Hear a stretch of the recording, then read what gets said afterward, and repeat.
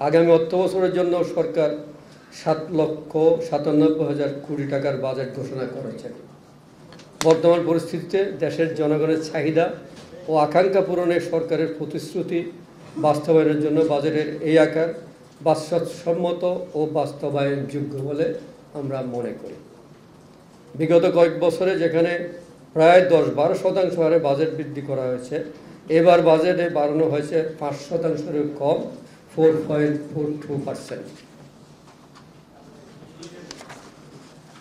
Budget বাস্তবায়নের challenge মোকাবেলার জন্য দরকার সুশাসন ও যথাযথ মনিটরিং। বাজেটে বাস্তবায়নের লক্ষ্যে সরকারি এবং বেসরকারি খাতের অংশীদারিত্ব আরও জোরদার করতে হবে। বাজেটে জিডিপির প্রবৃদ্ধি ধরা হয়েছে 6.75% এবং মূল্যস্ফীতির লক্ষ্যমাত্রা ধরা হয়েছে 6.5%। চলতি অর্থ বছরের জন্য বাজেটে মূল্যস্ফীতির লক্ষ্যমাত্রা নির্ধারণ করা হয়েছিল 6.5%, কিন্তু চলতি বছরে মে মাসে মূল্যস্ফীতি দাঁড়িয়েছে 9.89%। এ মূল্যস্ফীতির হারকে কমিয়ে এনে লক্ষ্যমাত্রা অর্জন করা একটি বিশাল চ্যালেঞ্জ বলে আমরা মনে করি।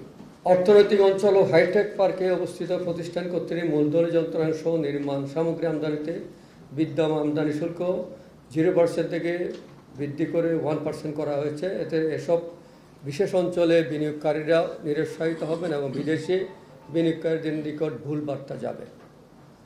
কর্মকর্তাদের স্বেচ্ছা ক্ষমতা কমানোর জন্য পুরস্কারের প্রথা বাতিল করে বিকল্প প্রণোদনার ব্যবস্থা করার জন্য আমরা প্রস্তাব দিয়েছিলাম, কিন্তু বাজেটে প্রতিফলন দেখা যায়নি। বিষয়টি পুনর্বিবেচনার জন্য আমরা অনুরোধ করি।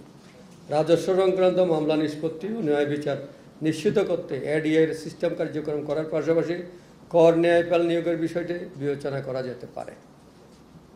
যথাযথ বিনিয়োগ ও শিল্পায়ন ছাড়া অর্থনৈতিক উন্নয়নের গতিধারাকে অব্যাহত রাখা সম্ভব নয়। রাজস্ব নীতির ধারাবাহিকতা বজায় রাখা জরুরি, যাতে বিনিয়োগকারীগণ আস্থার সঙ্গে ব্যবসা বাণিজ্য চালিয়ে যেতে পারে। এজন্য মুদ্রানীতি ও রাজস্ব নীতির মধ্যে সমন্বয় রাখা জরুরি বলে আমরা মনে করি। বর্তমান বিশ্ব অর্থনৈতিক পরিস্থিতিতে বিভিন্ন সংকটের মধ্যে হাজারো সীমাবদ্ধতা ও প্রতিকূলতা সত্ত্বেও জাতীয় স্বার্থকে অগ্রাধিকার দিয়ে উন্নয়ন, কল্যাণমুখী ব্যবসাবান্ধব বাজেট দেওয়ার জন্য সরকার কর্তৃক সর্বস্তর প্রচেষ্টা চালিয়েছে। এই জন্য সরকারকে ধন্যবাদ ও কৃতজ্ঞতা জানাচ্ছি। অর্থ বিল এবং বাজেট সম্পর্কিত আয়কর, মূসক ও শুল্ক প্রজ্ঞাপনগুলি পর্যালোচনা করা হচ্ছে। এফবিসিএর সদস্য সংগঠন থেকে আমরা তাদের মতামত চেয়েছি। সংগঠনের মতামত পেলে আলোচনা করে প্রস্তাবিত বাজেটের উপর এফবিসিএর বাজেট পরবর্তী সুপারিশ সরকারের নিকট উপস্থাপন করা হবে।